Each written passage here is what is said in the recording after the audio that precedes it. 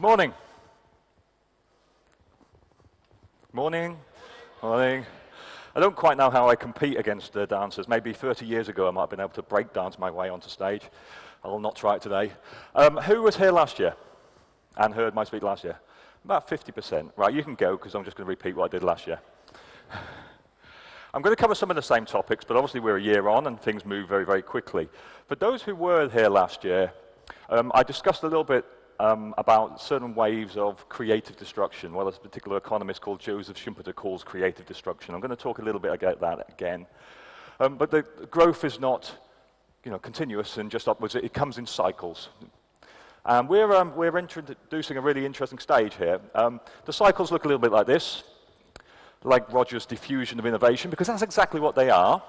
And what we get at the start here, each new cycle, which are about 50 to 60 years long, is a clustering of innovations, new power sources, new communication mechanisms, new ways of doing business. And we're seeing all this come together because it's driven by innovators and entrepreneurs and the innovations that they create that change the way we live. So we have this process of experimentation and entrepreneurship in the upswing of the curve, which is where we are right now. And then we move to efficiencies and exploitation. So most of the previous history over the last 20, 30 years has been very much about leaning your supply chain. It's about getting more efficiencies from your supply chain. It's about eliminating waste, identifying the mooder, doing all of these things. But we're in a new phase at the moment. The start of the fifth wave saw the introduction of the mobile computer, which looked a little bit like this, the IBM Model 350. And now we're at the transition point between the fifth and the sixth, and we're starting on the sixth wave, the upswing of the sixth wave. So we are here. We are at the transition point. I like this quote from Beth Comstock, who's the vice chair of General Electric, because it very much sums up exactly the point we're in right now, which is get used to living in the in-between. The old is going to go away, and the new has not yet fully emerged. It's uncomfortable, and it's chaotic. But it's happening in pretty much every industry right now. And that's one of the differentiators between this wave and every other wave. Whereas a lot of the other waves were involved around the computer industry or maybe in the automobile industry, and originally from moving people from agriculture into urban centers, this is affecting every industry at every level. And transition points are disruptive times.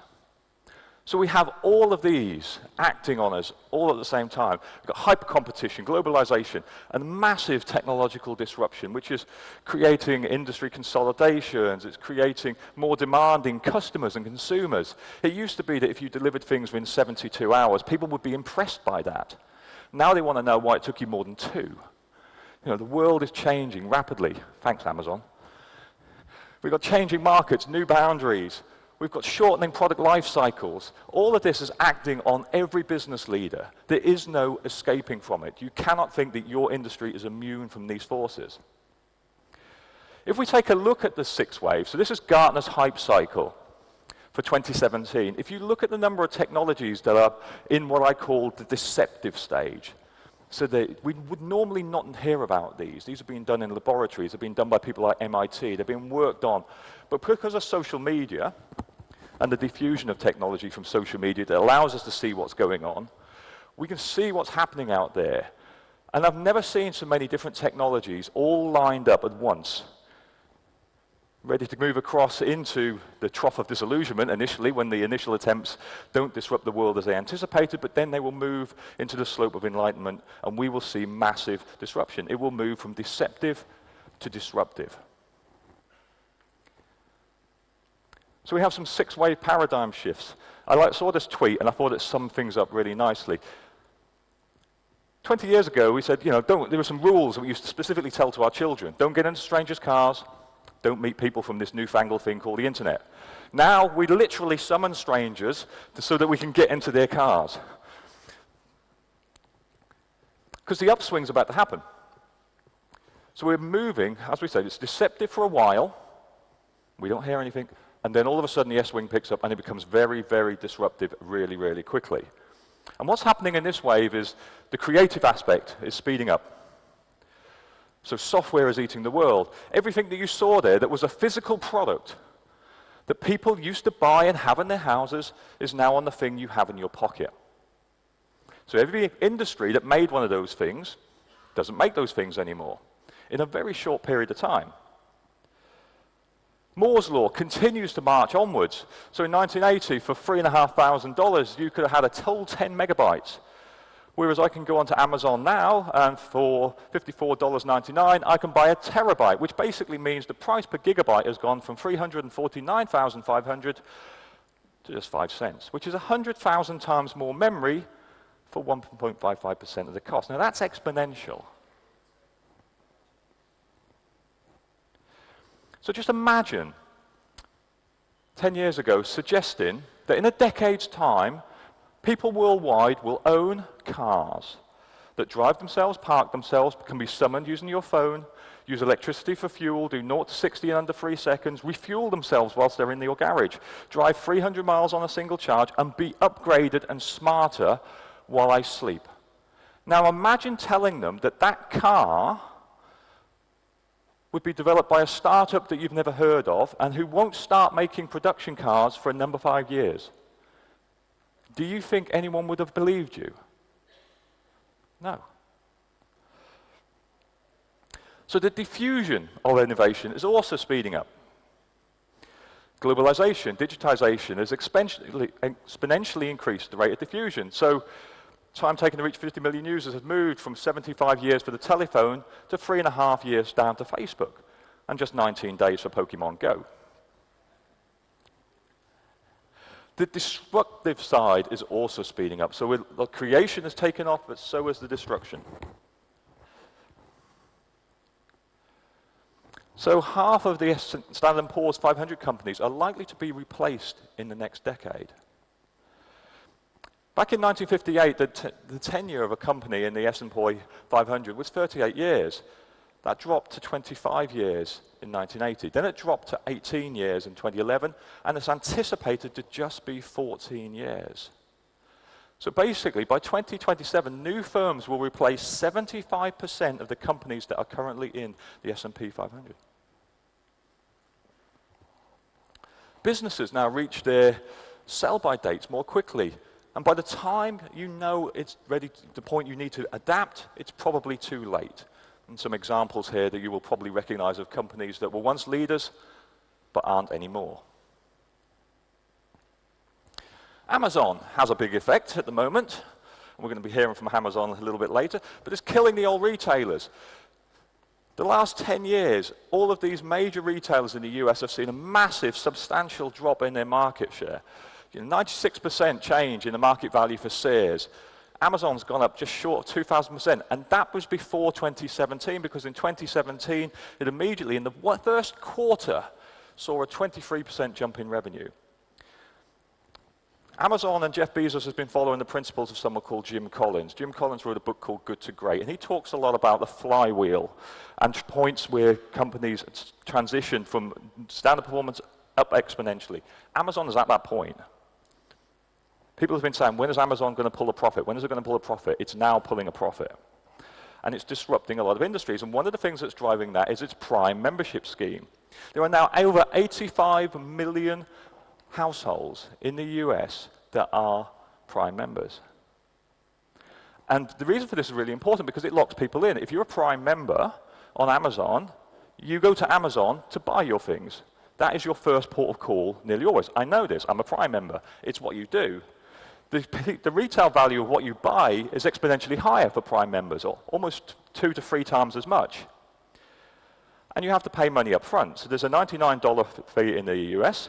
Just add the maths on that. £99 subscription fee times 85 million members. That's 8.41 billion of upfront cash flow before anyone's even bought anything, to reinvest in innovation, to reinvest in creating new business models, which is exactly what Amazon is doing. This is them reinventing their business model so that they can then go back to the retailers, the old bricks and mortars that they actually took out of business, people like Borders, and then recreate the entire experience around the customer, which is what they're doing with the Amazon Go shops and also their new bookstores. The new wave also brings new technologies, however, and what I call the creative destruction triple whammy. So whammy number one is from the guys who pick stuff out of the ground to the people who put it onto your shelf, or even now, there's Walmart's been talking about putting it into your fridge, or potentially being automated. Whammy number two is vertical convergence. So this is from planning, all the thinking stuff. It's not just the color of your collar that decides whether or not you're going to be automated anymore. Whether you're white, you're okay, blue, you're done for. This is affecting every industry and every job at every time. So this is new. Before, we've been able to automate physical things, but now we're automating mental things, the automation of knowledge work. And three is the fact that these are working together. There is a convergence going on. It's all happening at the same time. So let's have a look at whammy number one. So I'm going to summarize really what I went through in about 90 minutes last year, but we're going to talk about different bits here. So from source, from picking things out of the ground, agriculture. Now agriculture is an area where automation has affected it for a long time. You know, most people used to work in agriculture, now very few people work in there. It used to be around about 90% of the population used to have a job in agriculture, now it's less than 2%. But there's always been this belief that there are certain things that agricultural machines will never be able to do. Pick perishable fruits, be able to distinguish between a weed and a plant.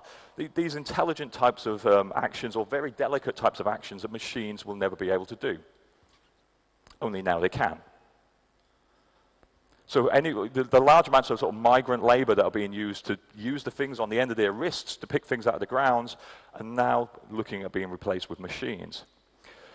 Beneath it, we've got mining, so digging iron ore and coal out of the ground is now being made completely autonomous. Rio Tinto was the first company to try this, but it's now spreading across to the US and moving to other places where they do large-scale iron ore or coal mining and using completely autonomous vehicles and autonomous trains.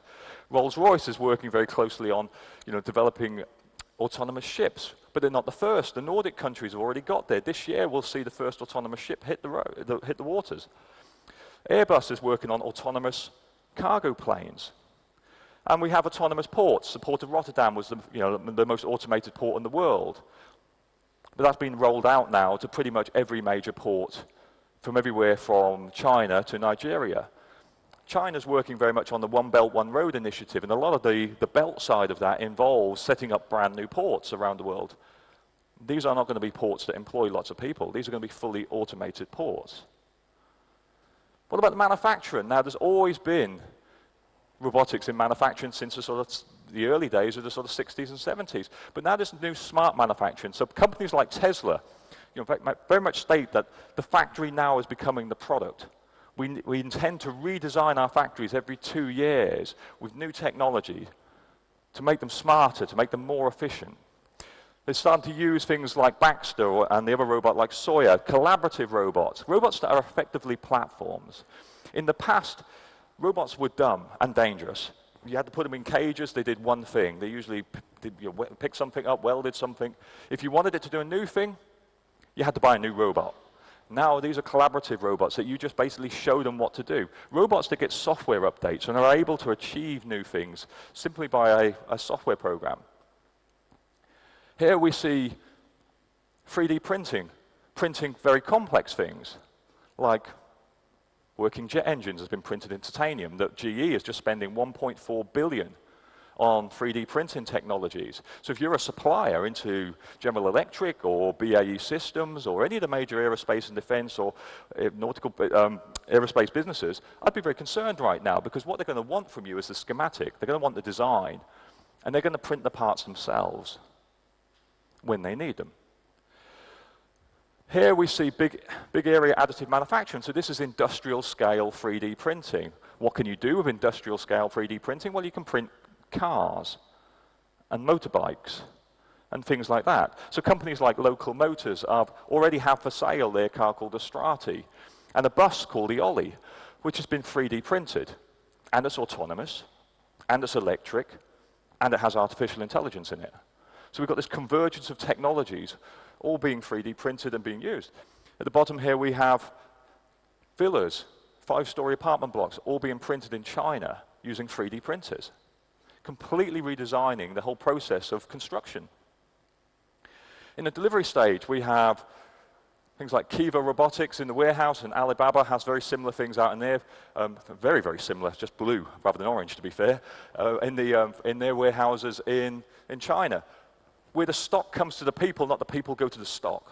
So again, a reimagining using artificial intelligence and robotics of how we pick and store goods. We have autonomous vehicles. This is Daimler's sort of Freightliner service. Already, these are on the roads. We've been showing off platooning in Europe, but they're actually happening out in the US. Otto did a trial from some Budweiser movements last year, but now there is, Denver's just signed up the rights for autonomous vehicles to actually hit the road. The technology is pretty much there. It's legislation that seems to be a bottleneck in a lot of countries. Drones, we've been talking about drones for a while now. Jeff Bezos obviously came out initially and said, I'm going to deliver inventory by drones. Everyone laughed at him. They thought it was a PR stunt. It wasn't a PR stunt. Now, Google, DHL, all of these companies are looking at drones as a way to get goods to consumers. There was a first successful consumer test in the UK in November, which was tested. We've already seen students receive Slurpees and hot dogs over in the US where they've been testing them. So this is happening. Daimler's lined up with this company here called Starship to take on a mothership concept. So this is a van moving to the neighborhood, and then the robots scattering to deliver to households. And you just access the robot via your mobile phone, take the inventory out, the robots go back to the van moves to the next location. So this whole mothership concept is something that a lot of companies are looking at. Daimler's also working with drones, to have drones coming out of vans. I know Amazon's looking at airship that sits above urban centers, so the drones drop down from the airship. So this whole mothership concept of actually being able to move a small micro-logistics warehouse effectively and then having robots actually go and move things to the household is something we're going to see in the next year or two. And finally, sell. From everything from using your phone to order products off a digital representation of a shelf. So that there is a train station. They are people boarding a train. And what's happened here is a company called Tesco's out of the UK has bought a South Korea company called HomePlus, where it's basically just rolled out a virtual store. So they're able to turn things like pillars and bus stops into stores that people can simply just order products from, and it promised to be delivered by the time they get home. Smart vendor machines like the Coke Freestyle, and then robotics has gone into places we didn't expect it to go. The retail world. So we've got robots like Pepper making its way into places like Oakland Airport. You've seen it in Carrefours in France. You'll find them in Belgian hospitals. It's going across because it's multi-purpose platforms into multiple different locations. Amazon Echo. Anyone here got an Echo? Other than me. Two of us. Okay. Another way of engaging and ordering product through voice. Voice is a new battleground.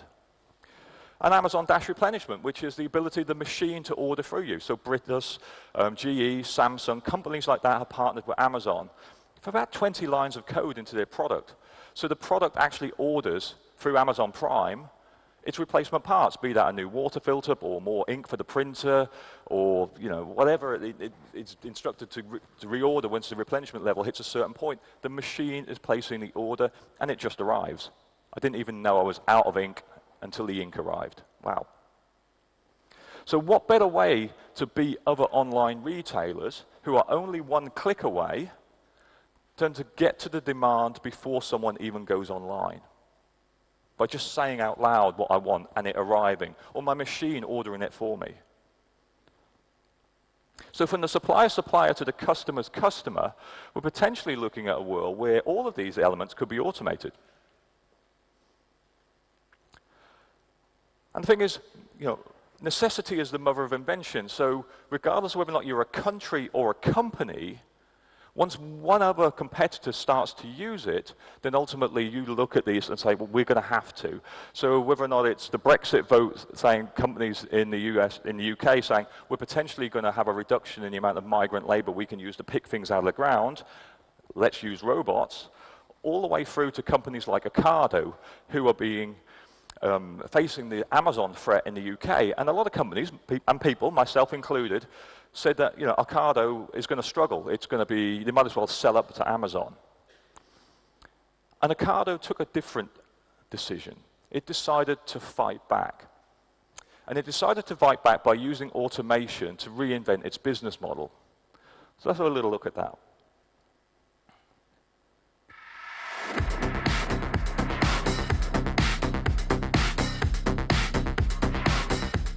This warehouse is stuffed full of algorithms and machine learning that are controlling what are 8,000 of these boxes typically on the move at any one time. It's like a massive traffic management problem that our systems are solving on a daily basis. And Andover takes that automation to another level. As you say, instead of all of this conveyor, cranes and big machines like we have around me here, in that warehouse we have swarms of robots collaborating with one another to collect customer groceries and bring them to the point where they're picked.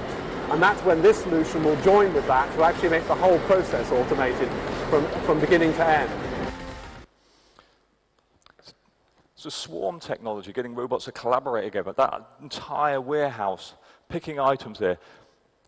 There was no people picking anything there. That was a completely automated process. And as he said at the end there, Paul Clark said, you know, we want to automate the entire process end to end. Technology is transforming the old industry. So Trump made big statements at the US election that I'm going to bring jobs back to the steel industry and to the coal industry. There is still a need for coal because most of our power stations still use coal. There is still a need for steel because we have got a construction boom. But those industries don't use labor in the same way anymore. So for example, new steel mill in Austria makes 500,000 tons of steel a year, but only 14 people work there. In a place that would have potentially employed thousands in its previous reincarnation. So there is an automation war to survive. And this is at company level and at country level. The Chinese, for example, already know that machines, not labor, is the key to their future. So if you go over, and, as I do occasionally, and speak to people in China, this sort of Made in China Initiative 2025 is all about incentivizing companies to use automation. They know that in order to be the future, the 21st century, for that to be Asian, they have to bet big on artificial intelligence and they have to bet big on robotics. And that's exactly what they're doing. So they're incentivizing companies to be automated. They give them money for replacing labor with machines. This is over in China.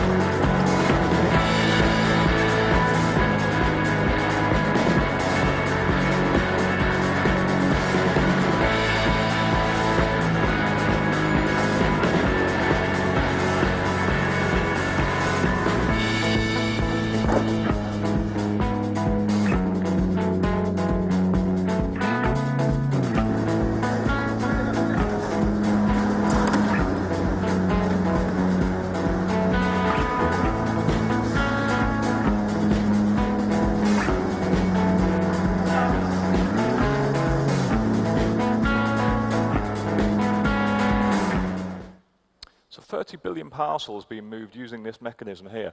So that's their postal service. This is the level of automation that they're rolling out. Completely reinventing the way that they did this process. So we're leading to Industry 4.0, as they call it in Germany, or the Industrial Internet of Things. We're moving to this cyber-physical systems where machines are talking to machines and it's being controlled by machine learning that's driving all of this. Hardware is becoming software. So these collaborative robots like Baxter and like Sawyer are effectively now able to be upgraded simply by software. A good example of this, and I did use this last year, so apologies, but into a free version of this software here in the Baxter robot by Rethink Robotics. When I showed this back in 2013, people would look at that and go, wow, that's quite amazing, but my nimble-fingered worker on the production line can work a lot quicker than that. And it took 3 minutes 20 for them to do a test, and the test was, product would come down a conveyor belt, the robot had to pick the things up, put it in the box, put a partition on the box, put the rest, more things on, fold the box up. It took about 3 minutes 20. So there are I saw a lot of manufacturing leaders look at this and go, hey, it looks cool, but it's too slow. 12 months later, the next software upgrade, it took 1 minute 12. That's a substantial increase in performance by one software upgrade. They're now in Tier 5 software, which means the robot now has force sensitivities. It can feel things. That sort of level of technology that it had built into it by software upgrades. So it takes us about 50,000 years to upgrade our physical capability. It takes robots like Baxter around 12 months. And automation is driving a reshoring revolution. So the last wave was all about efficiencies. It was all about moving stuff out to where labor was cheap, but then buying in bulk and moving it back over long distances and long time frames and storing it and then trying to get rid of it into the marketplace. Well, that's changing now. So we've got robots like this that can actually, make T-shirts cheaper than people in Bangladesh because it can make, as many shirts an hour as 17 workers. And it runs for the cost of electricity. And you don't have to worry about, human rights activists coming along and complaining about the conditions they're in. You don't have to worry about unions. You don't have to worry about people needing breaks. It works all day and all night. Amazon's got a patent that's just come out a couple of years after it filed it for an on-demand apparel warehouse. So this is making customized personal clothing on demand. Whatever Amazon says it's going to do, it generally does it. So we're looking at a world of mass customization on demand. I talked to you last year a little bit about a company called Carbon that had used the sort of imagery from sort of the Terminator 2 movie, the T-1000, where liquid metal formed into solid objects. That's very quickly gone from an idea to companies like Adidas using that idea and actually reinventing their manufacturing process, and in doing so, bringing their manufacturing back from the Far East to the US. Let's have a look.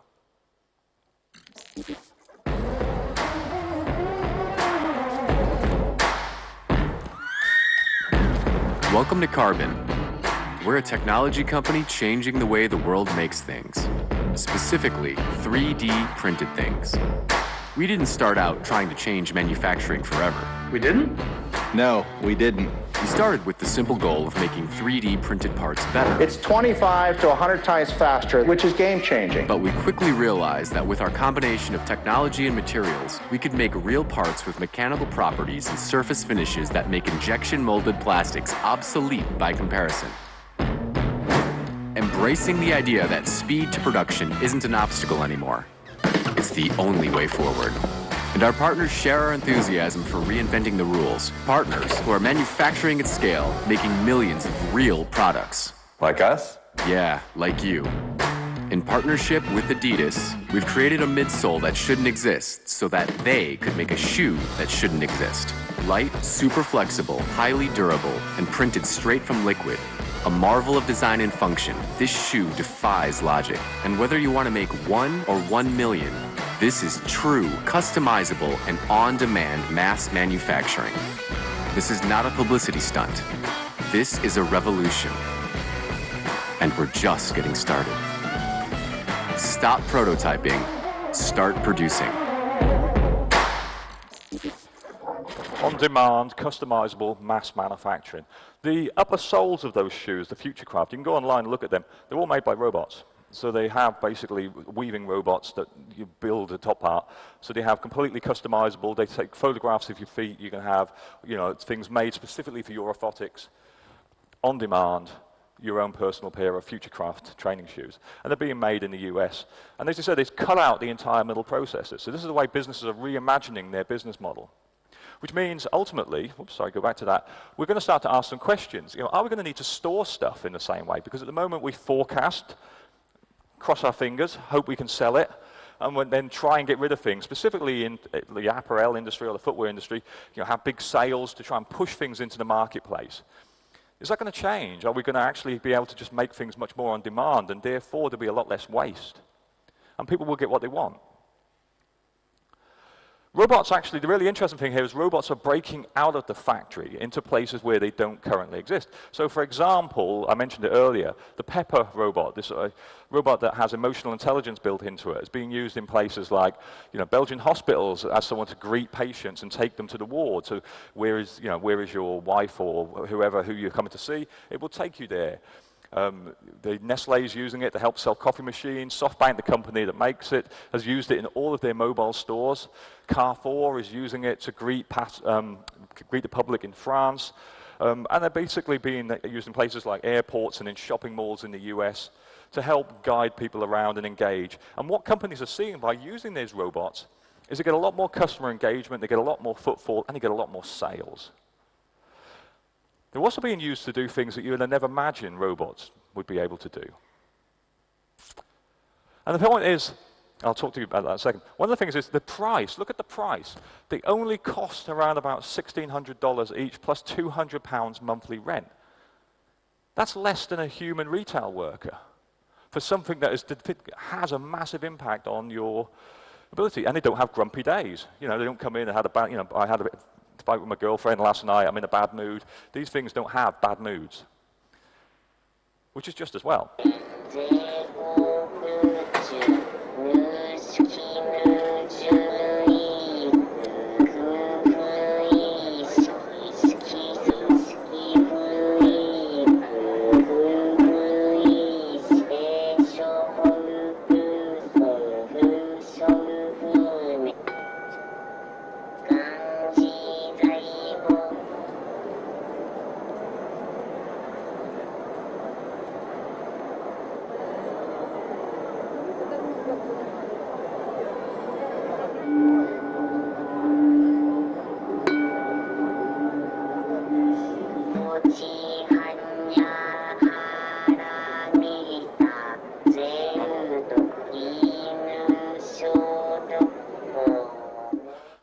I'd want a robot doing my future.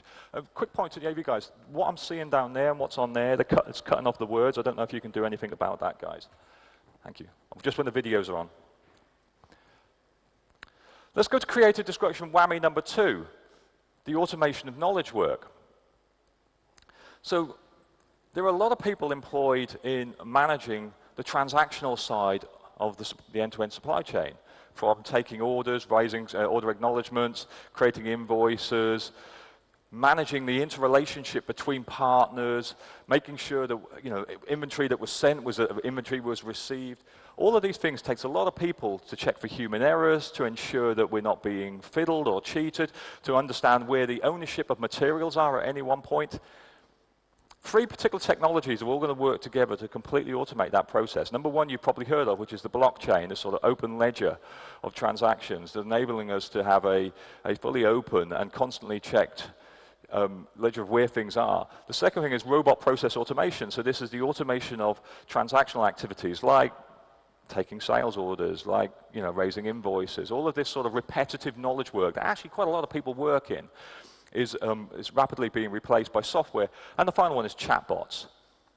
The level of machine learning that's going into chatbots at the moment, you've probably noticed yourselves, is exponentially increasing. These things are becoming smarter and smarter. So we're going to have a world where robots make and move, the blockchain records all of those movements, robotic process automation processes and reports on all of this, and chatbots handling customer queries. And we're not talking about in decades, we're talking by 2020. Some of this is going to really start to hit. Chatbots already are there. RPA is already being used. The blockchain is the one that a lot of people are waiting to see whether or not that moves out of the sort of cryptocurrency world into real supply chain applications. But there's a lot of people working on it. Voice is becoming an interface. I talked about Amazon Echo and the ability to just say things and for it to be ordered. They've started positioning and using artificial intelligence into things like Google Translate. And there was a really interesting headline I saw the other day. Google Brain's artificial intelligence system was used to improve Google Translate. And overnight, it improved more in that one night since the AI was used to more languages than all of the work that had been done for the previous 11 years. And people noticed. There was a great, I think it was a New Yorker article. It said, it just got better overnight. Not a little bit better, just exponentially better. Machine learning. Machines are teaching each other how to do things better than you. So we've got from headlines like robots are teaching themselves how to cook by looking at videos on YouTube, all the way through to using 3 particular technologies, one of which is cognitive computing. So we've got people here from IBM. This is IBM's Watson. And we're seeing that being used in more and more different industries, this cognitive computing. So initially we've got healthcare is a big area where IBM said, look, work with us, we can use this technology. Healthcare was one of the first areas, and we got headlines that, it's picking up leukemia that human surgeons and human doctors were unable to identify in 10 minutes. Because it's able to process, all of the medical histories and all of the different data that we have around these conditions, which humans just can't process that level of information. And then, of course, it's moved out of healthcare into other scientific areas. It was learned and recreated the Nobel experiment into the automotive industry, into legal, and into finance. So no industry is really safe. But these are all industries where you used to have to go to college for 7 years in order to be qualified to start to work there. So as I said earlier, the color of your shirt doesn't protect you anymore. So machine learning is a type of artificial intelligence that provides computers with the ability to learn without being explicitly programmed to do so. So this is not programmers sitting there telling it to do if-then-else statements. This is the machine learning through behavior. And we see headlines like this, computers gain ability to generalize learning between activities. MIT working hard on getting robots to teach other robots how to do things. And probably chastising them when they get it wrong. Quantum computing, lots of headlines around this. It's very immature. It's on the sort of very low on the hype cycle, but it's starting to become a reality. We're seeing companies like Intel talk about this, the ability to have quantum chips. The impact is enormous because all of the development we've had to date has been working on conventional processing power. Quantum computing, there's all sort of, if you know about qubits, the 1 and 0 at the same time, it exponentially increases the processing capability. So I particularly like this quote because I think it sums it up in a very nice analogy, that if conventional programming is the ability to read every book in the library, one by one, quantum computing provides you with the ability to read them all at the same time. That's the sort of leap of technology we're looking at here when it becomes, real in industry. And the reason is, why do we need this? Because we just can't simply handle the number of variabilities and the volume of data as humans. Ocado, one of the companies I mentioned earlier, I was listening to Alex Harvey, who's the head of robotics and autonomous systems, and he said something in a presentation that I was at that I thought was quite so profound that I basically just wrote it down. And he said this, he said, we simply can't write enough if-then-else statements to cover all possible scenarios. The machine's having to learn this for themselves. We can't cover all these scenarios. We're at that point where we're just not clever enough. We just don't have the volume or the capacity to do this. We need machines to do this for us. So we talk a lot about big data, but really what we're after is big answers. And the sheer volume of data, can we make sense of it? Can we process it? Or are we in this guy just going to throw our hands up in the air and just say, let's go get a drink? So forget forecasting. We've been taught to be better forecasters, to be better planners. We're moving to a world where it's almost a worthless activity for a human to become a better planner. We need machines to do this for us because we just simply can't process the volume of data that's reaching us from so many different data points. Specifically as the Internet of Things expands, we're just going to get data from everywhere. To make sense of that, to identify the trends, is beyond the capabilities of humans. We're going to need machines increasingly to do this work. And the company that decides not to use machines is a company that's going to get left behind. We just can't process information in the volume and speed that is received nowadays. We need time to analyze it. And we're getting some really interesting headlines. This one in particular was quite eye-catching. JP Morgan produced a piece of machine learning software called Coins, C-O-I-N-S. And the headline that came out was, it took that software seconds to do contract analysis and processing that would have taken 360,000, probably billable, hours to do this work. It did in seconds. They probably still bill the client for 360,000 billable hours. But these sort of headlines are obviously quite eye-catching, but they're a reality. So, maybe you're anyone planning to do law, might be the worst decision they ever make. But this is just the tip of the iceberg. We are only at the deceptive stage. We're at the bottom of the S-curve. It's yet to go into its ascendancy. It's yet to be industrialized. So we have, robotics and 3D printing that is cheaper, faster, and more accurate than you.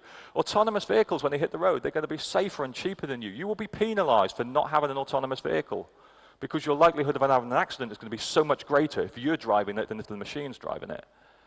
And we've got AI and machine learning that's smarter than you. And then that brings me to triple whammy number 3, which is the fact that these are all going to work together. So we're going to end up very shortly, and in fact, in many cases we are already there. We're in the middle, we have artificial intelligence, machine learning, and cognitive computing driving all of these different areas, robotics, autonomous vehicles, on-demand manufacturing, cloud computing, all working together, this convergence. And then it's going to move from deceptive and it's going to become our business as usual. The 6th wave has already created a new consumer mindset as well. So the 5th wave was all about the manufacturer, the producer being in control. So a bit like if you used to have a TV schedule, they would tell you what to watch and when to watch it, and you would gather as a family and you would watch those things when the manufacturer decided. We now move to a Netflix world where we have what we want, when we want it, on what device we want. So we have pictures like this all the time, a family who will sit and watch 4 different things on 4 different devices all at the same time. This is the world we're moving to, an on-demand, instant gratification world. And that's what consumers expect. E-commerce continues to grow, continues to take over retailers, and I particularly like this cartoon because this reflects there was a business in the UK called Jessop's. Jessop's was a camera company, and it became famous towards the end of its life as being the place you went to get world-class knowledge and information and advice about what camera to buy, and then people would buy that camera in front of the sales assistant somewhere else online using their mobile phones. Jessop's doesn't exist anymore in the same form. It's now a business. It didn't adapt its business model quick enough. And it's not just business to consumers. In fact, what we're finding is when we look at the statistics, people in the business-to-business environment expect this kind of performance more. So it's not just B2C, it's more so B2B. Specifically around the industrial Internet of Things, wanting and expecting machines to be able to self-diagnose and to tell me what's going on. It's more prevalent in the B2B environment than the B2C environment. Servitization and the on-demand subscription model continues to grow. We are entering the world of car subscriptions. People will not want to own things in the same way. They will just want access. The millennials specifically have a new mindset, an access mindset. I want transportation. I don't want to spend a fortune on a car that sits on my drive that I don't use 90% of the time and which depreciates massively. I really just need to move from A to B, which is why we see things like Uber taking off specifically in cities. And in fact, even CEOs are already saying this is affecting our bottom line, this change in consumer mindset. So the boss of Next, a retail store, specifically in the UK, said, we're losing sales because basically people just don't want to buy stuff anymore. They just don't want to buy things in the same mentality. So access is what people are after. They don't really care who actually owns the asset. We also trust institutions a lot less, but trust individuals more. So if you go on to Google, look at old TED, there's a great talk by a woman called Rachel Botsman, and she talks about institutional trust being replaced and people value an individual trust by trust from strangers. And she uses this particular quote, "Today, many of us are comfortable getting into cars driven by strangers. We meet up with someone we've swiped right to be matched with, and we share our homes with people we do not know." The previous generation, these are all things that we just didn't do, nor were comfortable with doing. The new generation is quite comfortable doing that. It's a new mindset. 3D printing and the ride of the prosumer is here. So we've got companies like 3D Shook and MakerBot setting up platforms where people can make a design and then sell that design. And this has become increasingly important because as automation affects things like careers, more and more people are going to move to micro-entrepreneurial activities in order to subsidize their income. So platforms like this where they can be creative and sell their creations to other people will become increasingly important. So we have something that I call the PAL supply chain, personal, automated, and local. Consumers are going to become creators. Information of things and machine learning creates a world of devices that remember your personal preferences. Mass customization is going to be replaced by customization and configuration, and Industry 4.0, the whole concept of having a batch size of 1 is going to become increasingly prevalent. It's also become automated. From automatic replenishment and advanced analytical planning, from 3D printing, digital products on demand, to robotic production, autonomous vehicle delivery, all the way through the end-to-end transactions being processed by machines and machine algorithms. This is the future we're facing. And finally, it's going to become localized. This whole world of making things the other side of the world because labor is cheap is going to disappear. Companies are already reshoring manufacturing to where the consumer base is and using machines to make it because it's cheaper. They don't have to make it in the same volume. They don't have the transport costs. They don't have the risks. So production will be reshored near the consumer. We're going to see these big area additive manufacturing centers established in towns. There's going to be a development, already has been, of autonomous micro-logistic networks. If you order something and you get it within an hour, that's not traveling very far. So specifically companies like Amazon are setting up these sort of micro-logistic networks. And there'll be the rise of the prosumer, so people will be making their own and selling their own designs that someone else who will probably print them at home. The thing is, what's really important is we need new skills. We are here, so the skills we need at this stage are different to the skills we've been trained in, the skills that our MBA taught us about. They are different. Industry boundaries are blurring. Retailers have transformed into manufacturers, robotic experts, tech companies. Manufacturers are becoming software companies. You know, the industry lines are continuously blurring. Therefore, we need new skills. Most business leaders were skilled in the fifth wave. That's their skill set. Shareholder value, lean supply chains, reducing costs. This is not the skills you need for the new wave. It requires a new mindset and a new focus to succeed, even to survive. So your companies are not structured for the future. This top-down hierarchical model is not the model for the future.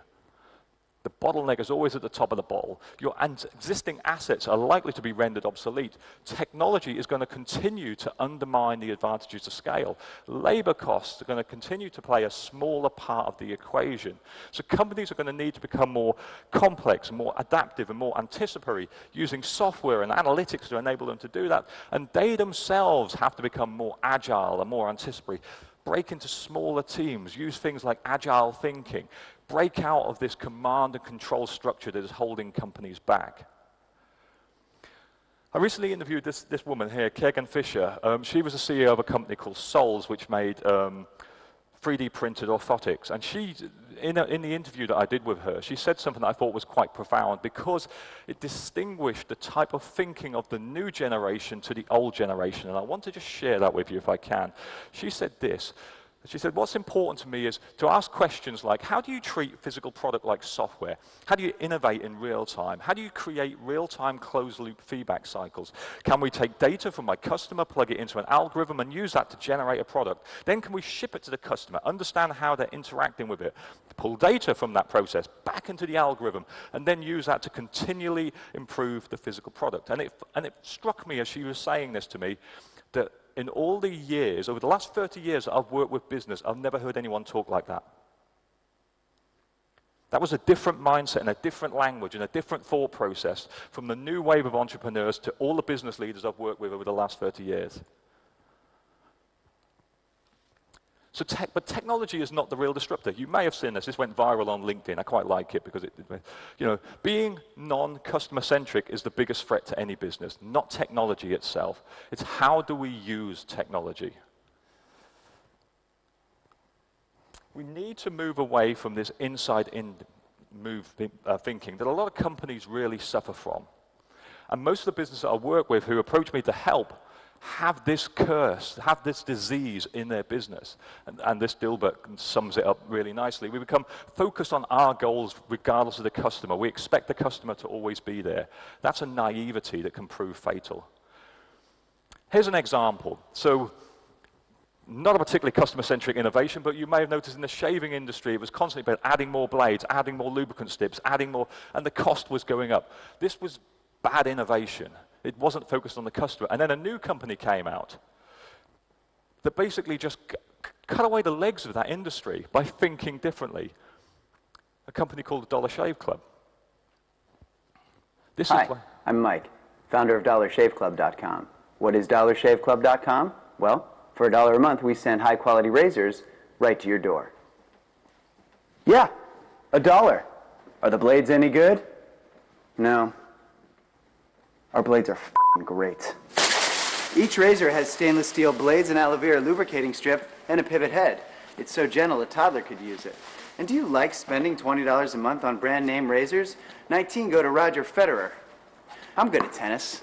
And do you think your razor needs a vibrating handle, a flashlight, a back scratcher, and 10 blades? Your handsome-ass grandfather had 1 blade and polio. Looking good, pop-up! Stop paying for shave tech you don't need. And stop forgetting to buy your blades every month. Alejandro and I are going to ship them right to you.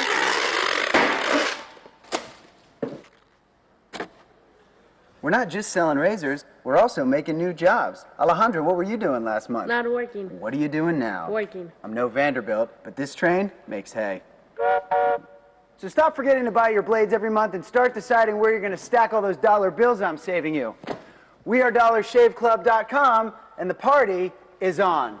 I know karate, I know jiu-jitsu, I drive like a gangster when I'm coming to see you. See you, see you, see you. I've seen that video about 50 times, it still makes me laugh. This was out in 2012, the video went viral. Dollar Shave Club basically took on the P&Gs and the big companies that had completely dominated this market and were doing incremental innovations that was important to them, but not really important to the customer, but offering what the customer wanted. 4 years later, Dollar Shave Club went from startup to being bought by Unilever that had been looking to enter the shaving market for $1 billion. That's the price of getting things right.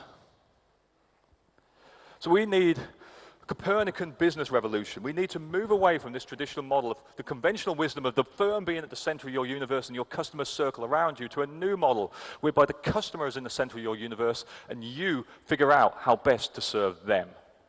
It's an agile model shift. To solve problems, don't sell products because they don't want to know anymore. Institutional trust is gone. We don't believe you anymore as consumers. We're not interested in your sales message. We're not interested in your marketing. We're interested if you can solve our problems. Then we're going to be delighted. So we'll understand what the real job the customer wants done.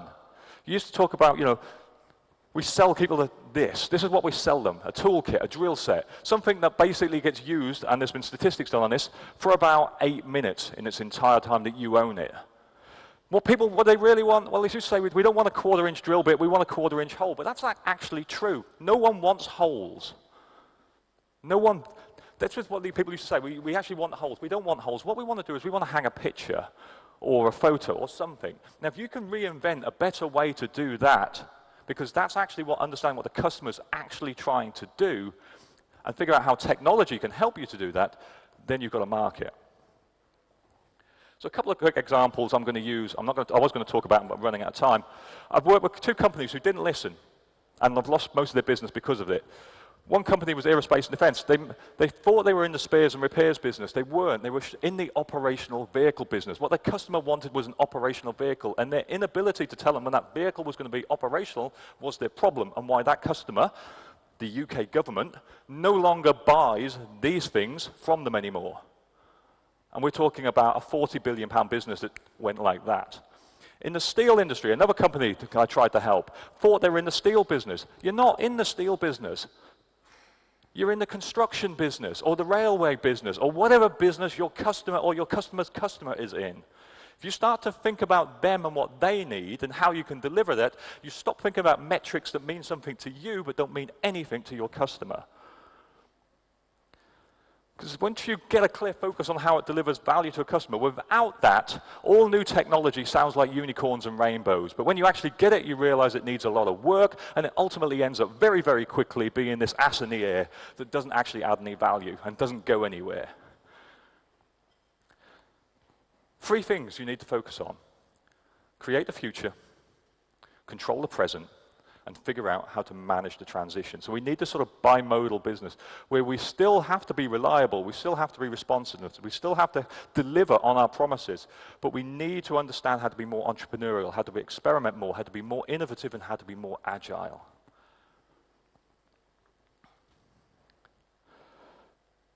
Let's take an example. I've mentioned them a few times, but I'll show a little bit about how they do it. I wrote an article last year. You're more than welcome to have access on the sort of Amazon's retail strategy, but this is its headline.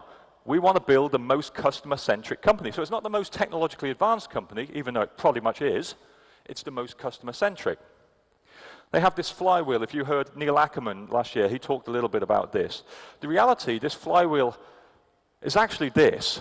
At the center is the customer, and Amazon is focusing on three things, and only really three things. And if it doesn't have a customer attribute to it, Jeff Bezos is not interested. How do we offer the best possible customer experience, the widest possible choice, and the most competitive prices? So all of the automation in the supply chain is being able to deliver in an hour or 2 hours, to offer an experience that you don't get anywhere else, but do so at the most cost-effective way so that we can keep our prices competitive.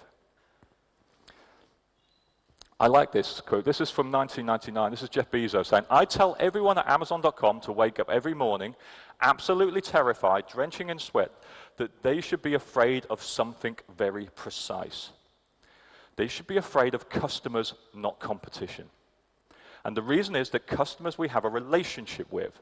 Our customers are loyal to us right up to the second that someone else offers them a better service. We are a customer-obsessed company, and we try not to make the mistake I think other companies make of being competitors-obsessed." And I think this is as true now as when he said it in 1999, because it's a principle. Every year, Jeff Bezos sends out a letter to shareholders, and every year he sends out the original letter that was written in 1997. In that, he says these things. And really, if I was to distill them down to the four things that Jeff is saying, if you would take nothing away from my talk today, just remember these four things and drive this into your business. These are possibly the best advice I could give you. Focus on your customers. Ensure a long-term, not short-term focus. Constantly innovate and experiment, and develop a team of internal entrepreneurs. This was what he put down in his 1997, and he says, it's always day one because day two is decay and death. We have to continuously do this all the time. And that allows them to reinvent their business model like this. But ultimately, he's just trying to move his flywheel forward, and everything has a customer focus to it. So the shift to new way thinking requires business model innovation.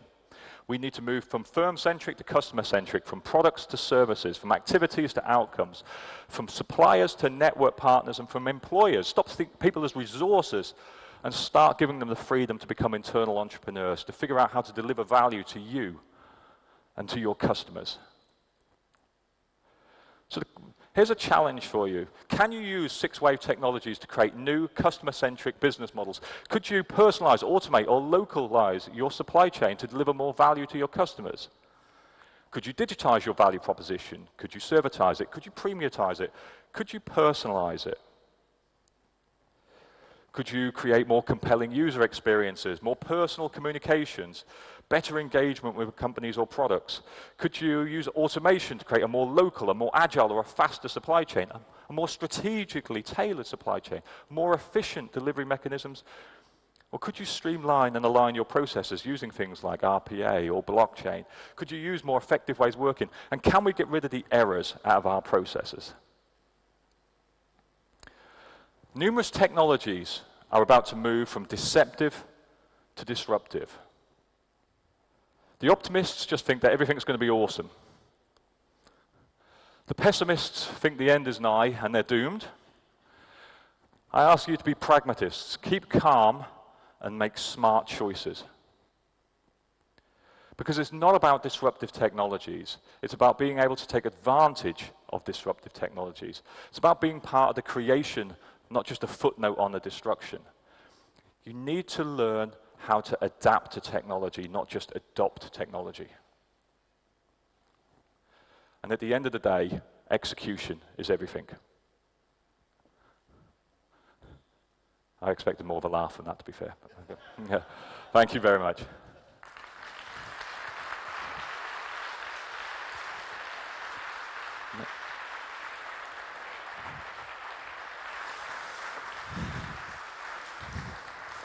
Fantastic. Thanks very much, Sean. Certainly, looking at me, it looks as though I could do with a software upgrade, I think, and also neither of us have bought into $1 shave, that concept at all, have we? So we obviously need to look closely at that. Now, you will have asked some questions for Sean that we can take a look at. So Sean, take a look at these. Which ones would you like to answer first of all? A lot here on the role of humans, which you picked up a great deal, I think. What do we expect social changes related to that? What will be the role of the human in the future? Also, just in terms of, and I think that's important, what will some of these technologies have repercussions for in terms of the logistics sector? Where do you want to start with the questions? What will the role of the humans in a future robotics time? Well, there's always a good joke, isn't there, that says the future business will have 3 employees, a computer, a dog, and a human. The human's job is to feed the dog, and the dog's job is to keep the human away from the computer.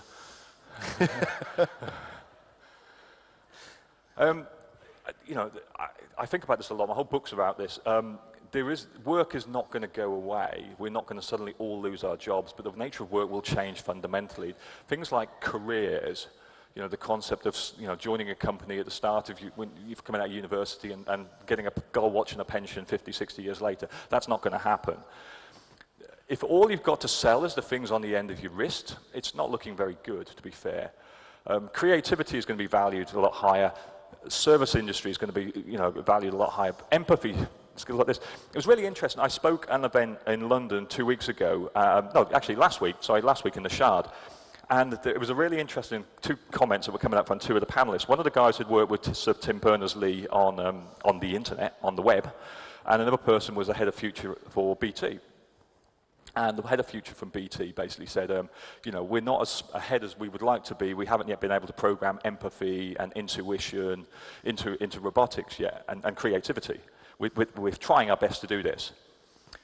And then the other gentleman said, you know, the skills of the future are empathy, intuition, and creativity. And I just sit there thinking, you know, but she just said she's trying to automate all of those things. You know, how long is that going to last? But I think that is the area that you need to focus on. I think education needs to change. Our industrial business model, our industrial sort of mass production model is falling apart rapidly. It's been changed by something more dynamic, by something more agile. Our education system needs to change to adapt to that. You know, we still line people in rows and teach them the same skills over and over again. We need to use technology to teach them better skills. It comes back to the customer. If you can find a way to deliver value to someone, they'll pay you for it. How do you provide for people who don't want to choose to do that or aren't skilled enough? That's why we're having discussions around things like universal basic income, citizens' income, to provide a sort of safety net for society, for those who just basically don't have the ability to be creative, because not everyone does. But I think, you know, if you can identify a way to deliver value to people, there'll be a business in there. And just picking up a couple of those points there, which are really about how much of it is hype and how much of it is kind of come into reality. I mean, I'm sure there was probably a program in everybody's childhood that was about what tomorrow was going to look like. And I remember in 1985, we should have all been in flying cars at that point, but it doesn't seem to have happened. So are there things in here, technologies, that you think actually may not have the impact that people believe they will at the moment? Well, firstly, flying cars are here. They are available for sale as of this year, strangely enough. Again, Dubai is using flying taxis, that sort of thing. So they are materializing. There is a cultural lag from technological innovation for it to move around there. And artificial intelligence, machine learning, things Vasi's going to talk about, is becoming more and more invasive. Digital things become more invasive. Physical things are harder to do. But the trouble I find is that whenever you make a prediction of the future, you're proven to be false at increasing regularity. I think last year when I was here, I talked a little bit about 2 professors from Stanford and MIT that made the prediction in 2006 that there are some things that are just too complicated for computers to understand. And the example they gave was doing a left-hand turn on oncoming traffic. 6 years later, Google did exactly that. They had, created the autonomous vehicle that could do left-hand turns on oncoming traffic. So it's very hard to say what can't happen. I think some of the technologies like smart dust and nanotech, we're probably not going to see those sort of materialized in any sort of business use for at least the next decade anyway. But things like virtual reality, augmented reality, drone technology, autonomous vehicles, collaborative robots, artificial intelligence, machine learning, this is going to become pervasive. It's going to become part and parcel of our everyday life. And Facebook obviously launching their first virtual reality one, I think this morning, where you no longer need to have it plugged in. Is that right? I think I saw didn't see this that morning. headline. That was the joy of BBC World this morning Yeah. for me. Good. Are there anybody who didn't manage to tackle the technology and who's got a question that they would like to ask? Please raise your hands if you do. I can't see into the glide. So we look as though we've answered everything, Sean, Jolly good. which is fantastic. Look, a really great start to the day here, I think. Lots of kind of food for thought, and that we'll be able to pick these up in the coming sessions. But in the meantime, if you could join me in thanking Sean Culey, that would be great. Thank you, Sean. Thank you.